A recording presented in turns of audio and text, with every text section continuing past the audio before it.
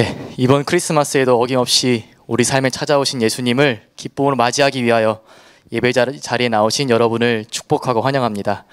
우리 옆에 있는 사람들에게 오늘 특별히 이렇게 인사했으면 좋겠습니다. 메리 크리스마스. 네, 감사합니다. 우리 어린이들 소리 너무 작은데 한 번 더 인사해 볼까요? 메리 크리스마스. 네, 감사합니다.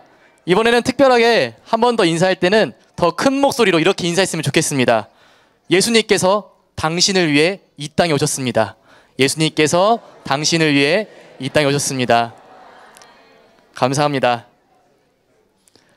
한 달 전쯤이었던 것 같습니다. 금요 기도회를 앞두고 한 자매가 이렇게 생긴 통을 저한테 내밀었습니다.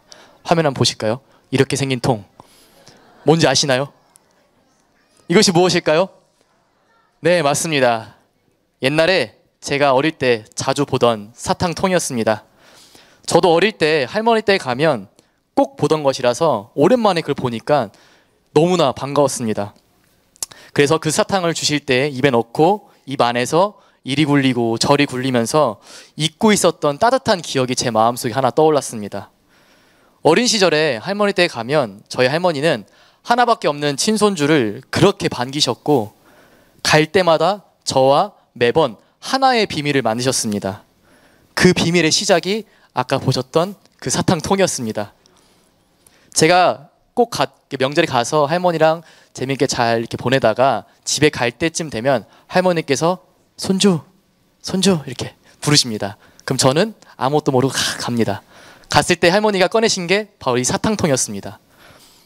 안에 무엇이 들었을까요? 바로 돈이었습니다. 네, 돈. 그래서 저랑 저희 어머니가 아버지랑 이렇게 비밀, 할머니가 주실 때마다 비밀이야, 이렇게 비밀이야. 어디선가 돈이 생기시면 그대로 갖고 오셔서 이 통에 넣어두셨고 제가 오기 전까지 그것을 모으셨다가 꼬깃꼬깃 접은 돈을 1,000원, 10,000원 이렇게 건네셨습니다. 남들에게는 이 사탕통이 그냥 달콤한 사탕이 들어있는 통이겠지만 저한테는 어땠을까요? 하나의 복음이었습니다. 용돈. 할머니께 나에게 주신 용돈. 그것은 손자를 위해서 본인이 줄 수 있는 가장 아끼는 것, 본인이 줄 수 있는 가장 귀한 것, 저를 생각하는 그 따뜻한 마음까지도 들어있는 귀중한 보석함이었습니다. 이러한 마음, 사랑하는 자녀를 위해서 평범한 사탕통일지라도 가장 귀한 것을 담는 마음, 이것이 우리가 오늘 알아야 되는 하나님의 마음이고 이것이 사랑하는 외아들인 예수님을 오늘 우리에게 보내신 이유입니다. 이 말씀이 더 은혜가 되는 것은 이것을 누구에게 담으셨는지에 있습니다. 예수님의 이야기가 기록된 복음서를 읽다 보면 한 가지의 공통점을 찾을 수 있습니다. 그것은 예수님을 만난 사람들이 모두 대단한 사람이 아니었다는 사실이죠. 예수님을 만난 사람들의 모습이 어땠을까요? 전부 귀신이 들려있거나 열병, 중풍병, 혈루증 등 각종 질병에 걸려있거나 몸이 어디 하나가 불편하거나 자식이나 형제를 잃은 슬픔에 있는 잘난 것과는 평범한 것과는 거리가 먼 사람들이었습니다.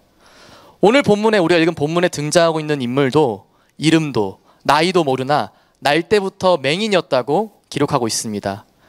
이들의 공통점이 무엇이었을까요? 이들의 공통점은 바로 흠이 있는 사람들. 그 흠이 있는 사람을 예수님이 바라보고 계셨다고 말하므로 오늘 본문은 시작하고 있습니다. 제자들은 그 흠을 보고 묻습니다. 그 흠이 이 자의 죄인지 부모의 죄인지 묻습니다. 그리고 예수님은 그들의 질문에 이렇게 대답하십니다. 이 자의 흠은 이 자의 탓이거나 이 부모의 탓이 아니다. 하나님께서 하시는 일을 그를 통해 드러내시기 위함이다. 흠을 통해 예수님이 하신 일을 알게 하신다는 것이 과연 무슨 이야기일까요? 이 이야기는 바로 예수님 본인의 이야기였습니다.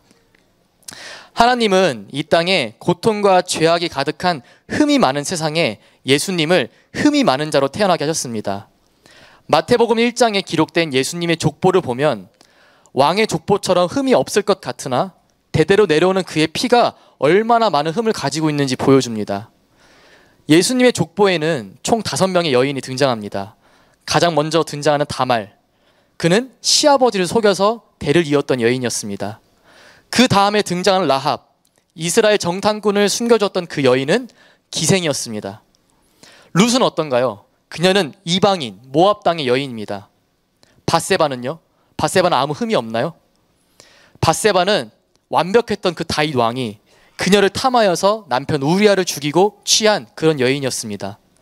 마지막 예수님의 어머니였던 마리아는 오늘 오전에 말씀을 드렸으면 아시겠지만 결혼을 앞둔 여인임에도 불구하고 아이를 임신한 유대인의 법상 마땅히 죽여야 하는 여인이었습니다. 그러나 하나님은 이 흠이 있는 여인들을 통해서 예수님을 보내셨고, 예수님도 완벽하고 흠이 없는 왕의 핏줄이 아닌 오히려 우리와 같이 흠이 많은 이야기 끝에 탄생한 흠 있는 인생, 바로 그 자체로 오셨습니다. 하나님은 그 흠이 많은 세상에서 우리를 구원하시기 위하여 흠이 많은 인간의 몸에 가장 귀한 자신의 외아들 예수님을 담으셨고 우리에게 오늘 보내셨습니다. 요한복음 1장에는 예수님에 대해 이렇게 이야기하고 있습니다.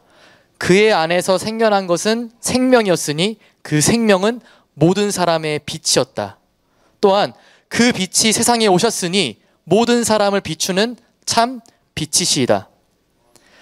하나님이 담으신 가장 귀한 것, 어둠이 가득한 세상에 생명을 주시기 위하여 보내신 것, 그분이 바로 오늘 우리가 함께 나눌 빛으로 오신 예수님입니다. 오늘 본문에서 등장하는 날 때부터 맹인이었던 자에게, 어둠이 가득했던 그 자에게 예수님이 오늘 빛으로 찾아오셨습니다. 맹인이라는 그 씻을 수 없는 그 흠을 통해서, 사람들의 눈에는 누군가의 죄악으로 보이는 그 흠을 통해서 하나님이 하시고자 하는 일을 드러내기 위해 예수님께서 그에게 빛으로 오셨습니다. 예수님의 말씀입니다. 내가 세상에 있는 동안에는 빛이로라. 그 빛이 그 흠 많은 인생에 담기자 어떻게 되었다고 성경은 말하고 있을까요? 7절 말씀 끝에 이렇게 기록하고 있습니다. 이에 가서 씻고 밝은 눈으로 왔더라. 그에게 빛이 담기니 요한복음 1장의 말씀처럼 생명이 솟아나고 있습니다. 더욱 놀라운 것은 그가 가진 그 흠을 통해서 그 빛이 새어나가자 하나님의 영광을 드러내고 있다는 사실입니다. 사람들이 그를 알아보지 못했습니다. 아니, 이 사람이 누구야? 내가 알던 그 거지가 맞아? 사람들이 그를 알아보지 못하고 이 사람이 누구냐 하면서 어떻게 눈을 떴는지 물어봅니다. 그때에 날 때부터 맹인이었던 자가 이렇게 이야기합니다. 예수라 하는 그 사람을 통해 내가 보게 되었노라. 오늘 맹인에게 오신 빛으로 오신 그 예수님이 우리에게도 임하실 줄 믿습니다. 우리에게 오신 것은 우리가 완벽하기 때문이 아니라 우리의 인생도 흠 자체였기 때문입니다. 흠이 많은 우리를 볼 때에 세상은 우리의 가치를 판단합니다. 우리가 귀하지 않다고 얘기합니다. 너는 할 수 없다고 얘기합니다. 그리고 그것은 전부 너의 탓이다. 너의 집안의 피다. 이렇게 얘기합니다. 그러나 예수님은 그런 시선으로 우리를 보지 않으시고 우리를 통해 내가 할 일이 있다고 말씀하십니다. 고린도후서 4장 6절과 7절에서 바울은 고린도 교인들에게 이렇게 말합니다. 어둠 속에서 빛이 비춰라 하고 말씀하신 하나님께서 우리의 마음속을 비추셔서 예수 그리스도의 얼굴에 나타난 하나님의 영광을 아는 지식의 빛을 우리에게 주셨습니다. 우리는 이 보물을 질그릇 속에 담고 있습니다. 그것은 이 엄청난 능력이 하나님에게서 나오는 것이지 우리에게서 나오는 것이 아님을 드러내시려고 하는 것입니다. 사랑하는 여러분, 예수님은 세상에 있는 동안에는 자신이 빛이라고 말씀하십니다. 그리고 질그릇과 같은 우리 안에 빛으로 오신 예수님을 아는 보배를 담으셨습니다. 그 보배를 담은 이유는 우리의 영광과 우리의 자랑을 위해서가 아니라 오히려 연약한 우리를 통해서, 흠 많은 질그릇과 같은 우리를 통해서 하나님의 영광을 드러내시기 위해서라고 오늘 성경은 기록하고 있습니다. 이것이 오늘 우리에게 예수님이 빛으로 오신 이유일 줄 믿습니다. 참으로 흠이 많은 어두운 인생에 예수님이 찾아오십니다. 예수님은 그 인생을 치유하시기 전에 이렇게 말씀하십니다. 내가 세상에 있는 동안에는 세상의 빛이로다. 빛으로 오신 그 예수님 말씀에 따라 그 눈을 실로암 못에 씻고 그의 눈이 밝아졌습니다. 그의 흠 많은 삶이 변화되었고 사람들이 알아보지 못할 정도로 회복되어서 빛으로 오신 예수님 이름을 드러냈습니다. 오늘 그 빛을 흠 많고 연약하고 질그릇과 같은 우리 안에도 담으셨을 줄 믿습니다. 그리하여 우리의 흠 많은 인생 속에서 아무것도 보이지 않고 죄 가운데 거할 수밖에 없는 인생을 다시금 회복시키기 위해서 이 땅에 오셨음을 믿습니다. 그리고 우리가 오늘 함께 모여 그 은혜를 찬양하며 기쁨으로 고백할 때에 우리의 인생이 변화되고 하나님의 영광이 드러날 줄 믿습니다. 오늘 예수님이 오신 이유를 이렇게 기록하고 있습니다. 내가 세상에 있는 동안에는 세상의 빛이로다. 기도하겠습니다. 이 땅에 빛으로 오신 예수님, 그 이름을 우리 안에 담아주심에 감사합니다. 돌이켜보면 참으로 흠이 많은 삶이었습니다. 세상 속에서 부딪히며 깨지고 상처 많은 삶이었고 어둠과 절망 속에 있던 연약한 삶이었습니다. 그러나 우리 주님께서 우리의 삶의 빛이 되시기 위해 흠 많은 사람의 몸을 입고 우리에게 오심을 믿습니다. 이 말씀을 붙잡고 살아가는 우리에게 한 주간의 삶 속에서 주의 자녀가 되는 기쁨을 누리게 하시고 흠 많은 우리를 통하여 하나님의 영광을 드러낼 수 있도록 주 인도하여 주시옵소서. 이후 모든 순서도 온전히 주님께 맡기오며 오늘도 우리와 함께 하시는 예수님 이름으로 기도합니다. 아멘.